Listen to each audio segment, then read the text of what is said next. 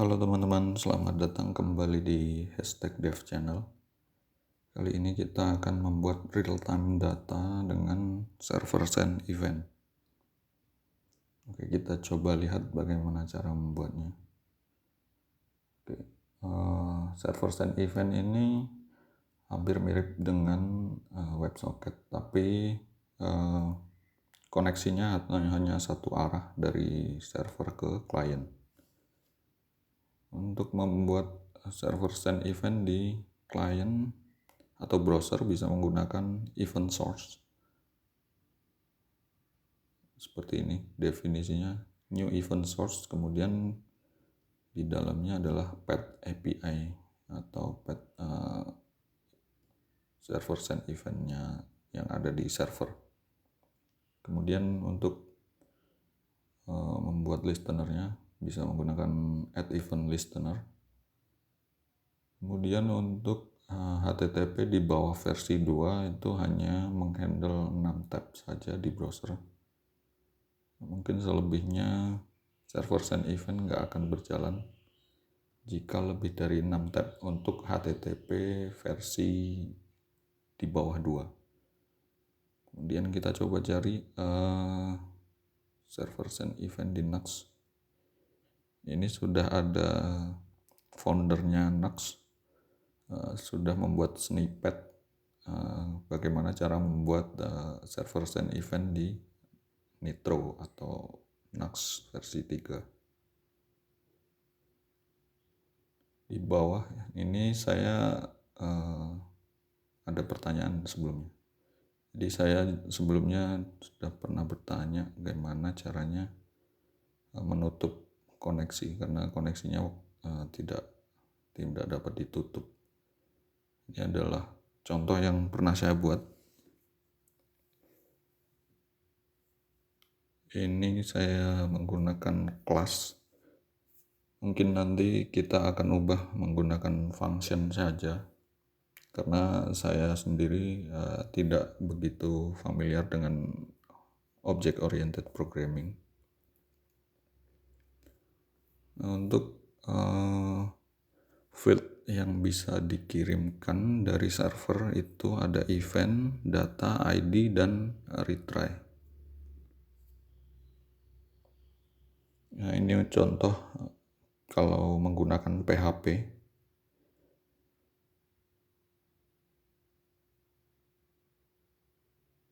Oke, di sini saya sudah menginstal Nuxt.js.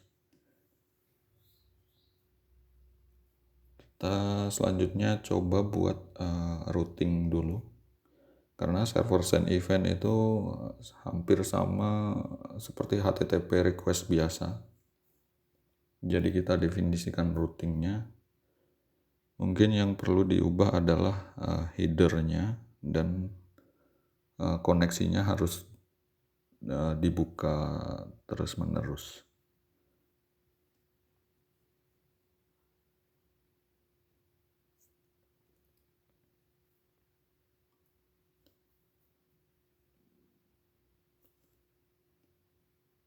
Oke, kita buat tes routingnya. Untuk kita coba apakah ini sudah bisa diakses.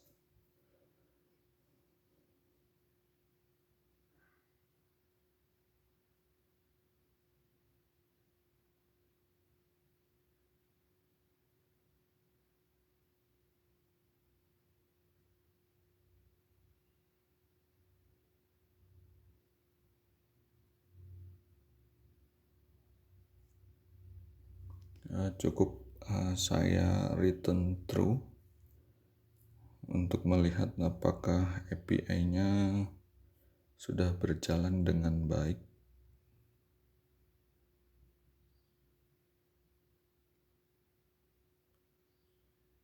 Oke, cukup seperti ini dulu.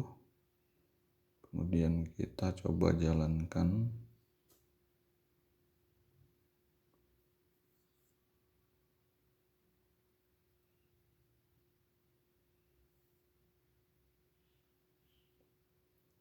Oke, sudah bisa diakses. Kemudian ini kita copy saja.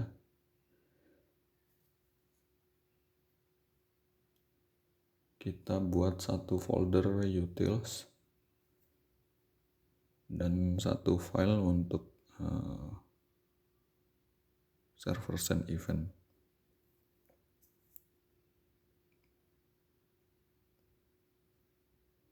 Nah, ini kita coba ubah ke function karena saya lebih suka dengan function, karena untuk OOP saya kurang paham ya sebenarnya.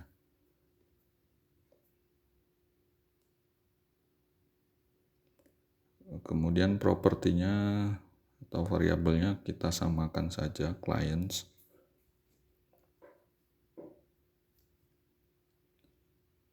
Nah, kita tambahkan add client.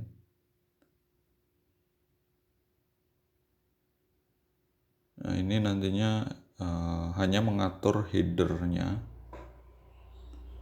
dan respon status. Jadi untuk server send event itu ada 3 header ini yang perlu kita definisikan, yaitu case controlnya no case, connection-nya keep alive, dan kemudian content type-nya event stream.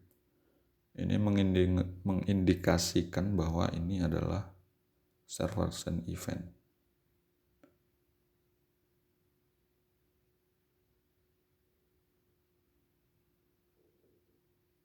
Kemudian ini function untuk menghapus klien ketika dia sudah disconnect gitu. Di sini masih ada yang kurang. Biasanya ketika ada klien yang disconnect atau menutup koneksinya, ditambahkan untuk merespon event end gitu, untuk mengakhiri koneksinya.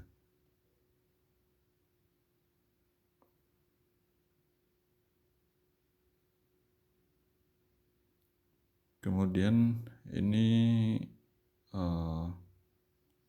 fungsi yang kita butuhkan untuk mengirimkan data. Ini broadcast, ini spesifik hanya ke satu klien saja. Kemudian ini ada field ID, event, dan data.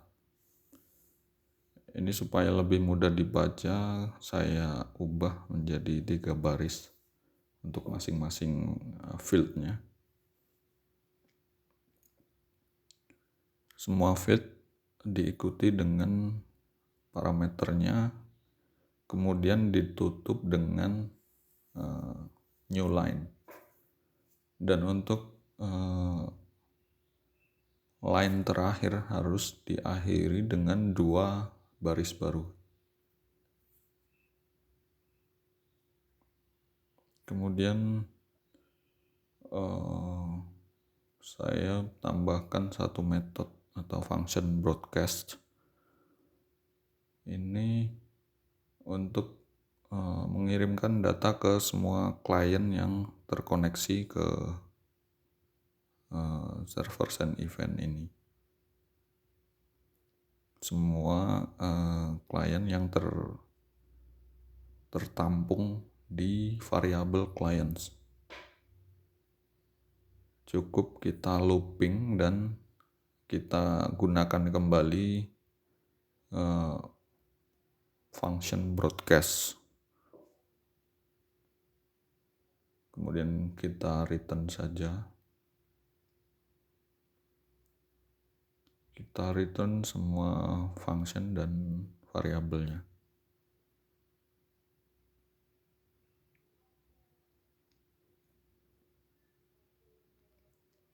Oke, untuk yang ini yang menggunakan kelas kita hapus saja.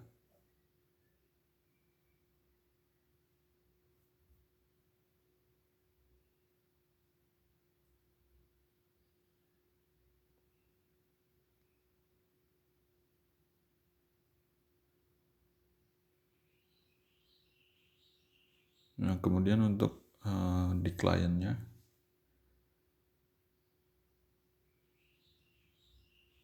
kita coba di routing di server dulu. Kita tambahkan satu pad untuk menghandle server send eventnya. Kita import function yang sudah kita buat tadi.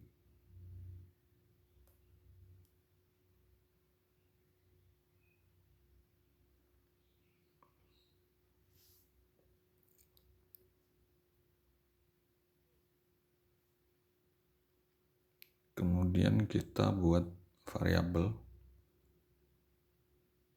untuk menampung server send event functionnya. Kemudian bisa kita tambahkan dengan server send event add client. Tapi di sini saya membutuhkan ID yang unik untuk tiap kliennya.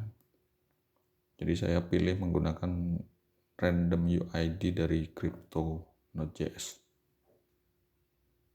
Karena tadi untuk server send event membutuhkan ID dan parameter event. Jadi di sini kita tambahkan variabel ID dan event. Kemudian untuk menghandle request supaya koneksinya selalu terbuka, kalau di Nux versi 3 bisa menggunakan event._handled true seperti ini.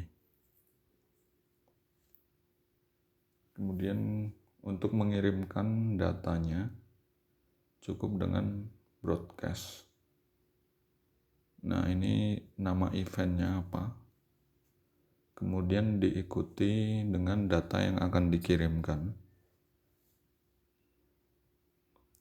Function ini sebenarnya bisa di custom atau dibikin se-fleksibel mungkin ya. Tapi saya lebih memilih untuk dibikin terpisah-terpisah saja.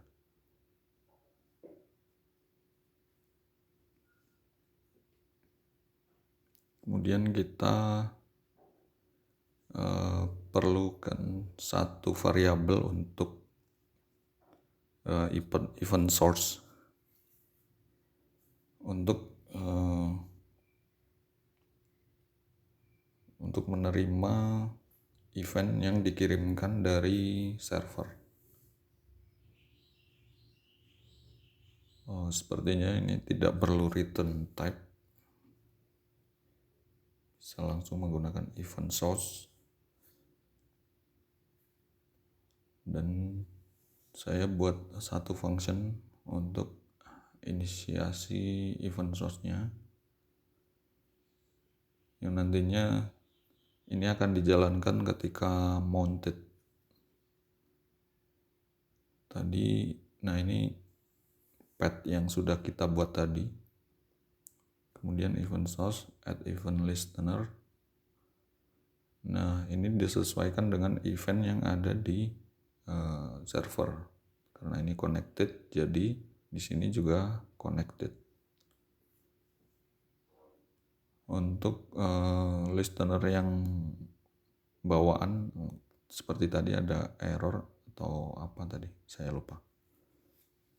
Ada 3. Untuk yang di custom atau yang kita butuhkan bisa kita bedakan dengan yang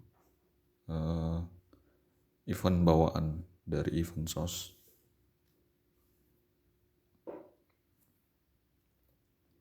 Ketika unmounted, saya harus close koneksinya, bisa menggunakan function close. Nah, di sini juga perlu saya tambahkan ketika menerima event close, maka kliennya akan dihapus. SSE remove client.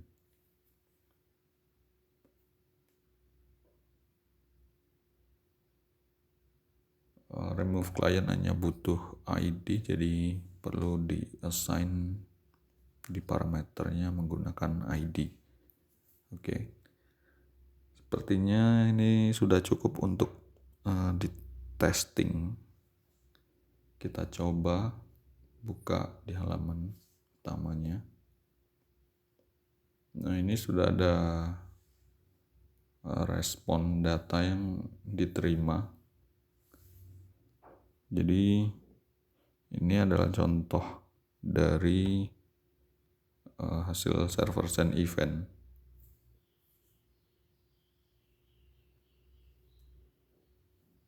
Kita coba perbesar dulu.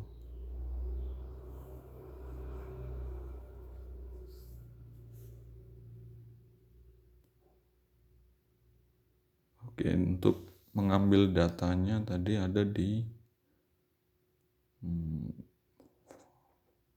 properti data. Oke, berarti kita destruktur sudah ada snippet suggestionnya.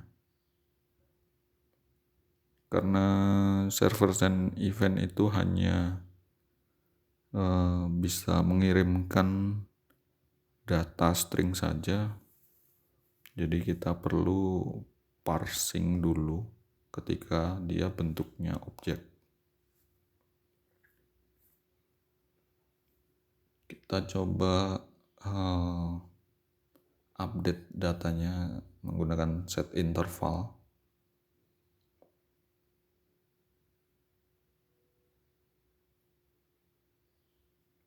Supaya terlihat bagaimana real-time data menggunakan server send itu bekerja.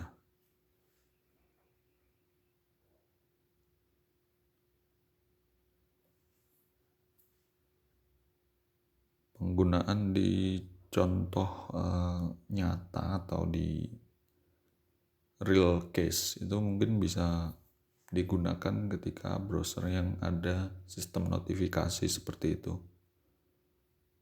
Bisa menggunakan server send event seperti ini. Oke, kita tambahkan satu lagi listener update.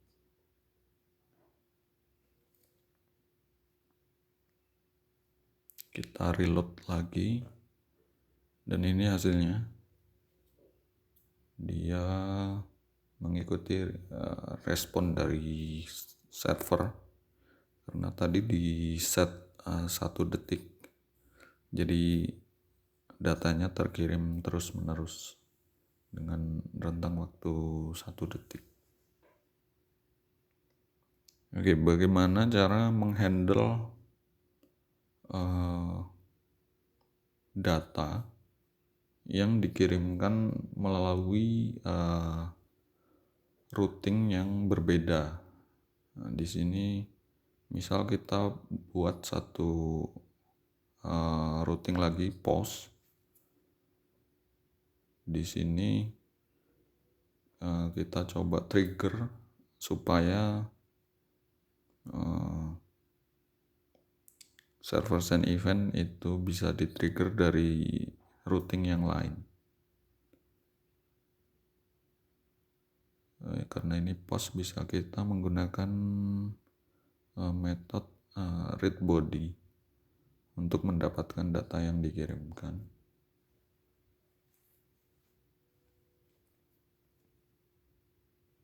Kita cukup return success true seperti ini.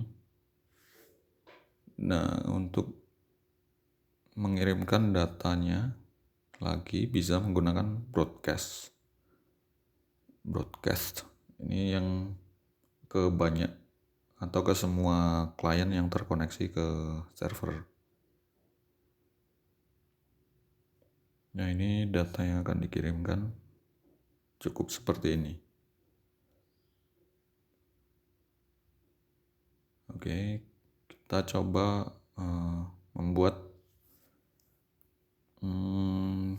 trigger supaya metode post tadi atau routing yang bisa di post tadi bisa dikirimkan datanya.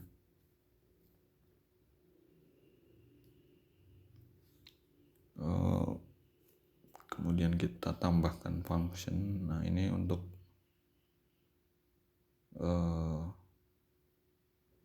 mengirimkan data menggunakan Fetch API seperti biasa.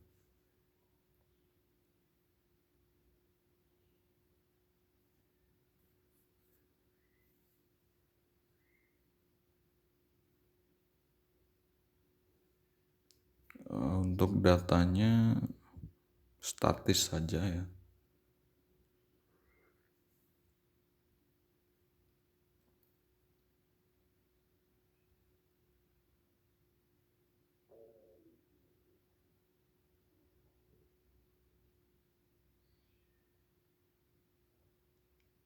Oke, cukup seperti ini untuk mengirimkan datanya tadi.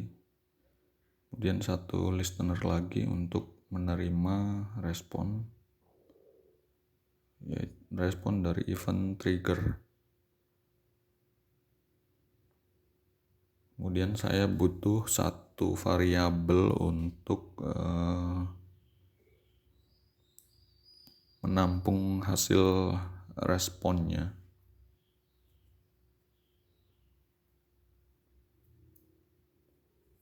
Dan kita coba tampilkan di HTML.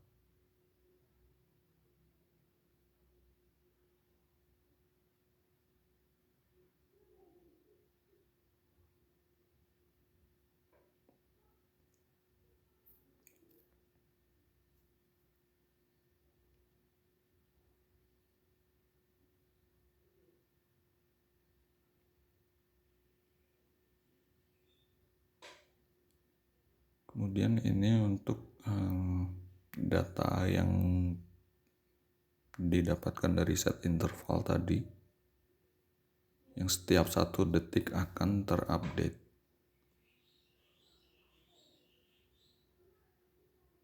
Kemudian respon dari trigger.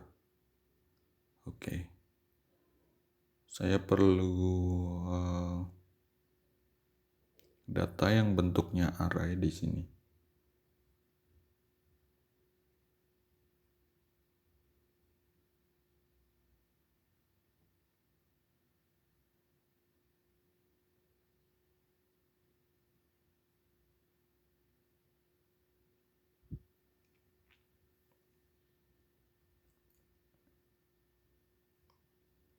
Oke, kita coba reload.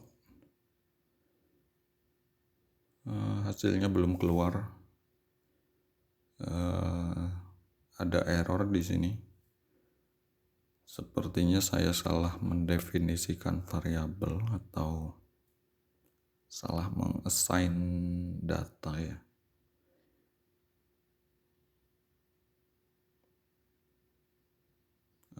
Mungkin saya lebih spesifikkan propertinya saja di sini.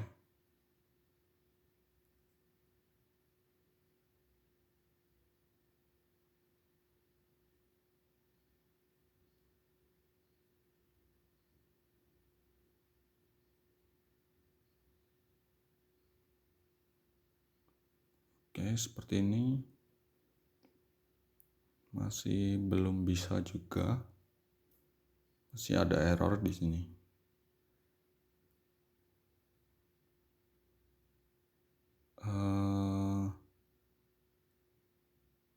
Kita coba log terlebih dahulu.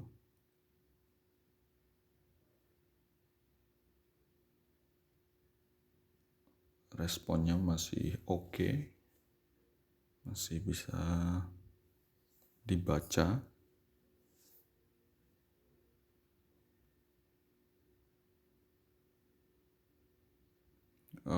Ini karena sama-sama data jadi tidak bisa di-assign ya. Jadi harus diubah dulu. Mohon maaf teman-teman, ini agak lama mungkin untuk nge-resolve-nya. Karena saya juga kurang jago ya ngoding. Nah, ini hasilnya sudah bisa kita trigger. Nah, coba kita buka satu tab lagi untuk membuktikan seperti apa real time datanya. Oke, supaya terlihat saya pisahkan saja nih tabnya. Kita coba trigger lagi seperti ini. Di kedua tab sudah terupdate semua ya. Kira-kira seperti ini untuk server send event. Hanya membutuhkan HTTP request biasa dan tambahan header dan satu respon untuk membuka koneksi secara terus-menerus. Oke, itu saja teman-teman. Terima kasih.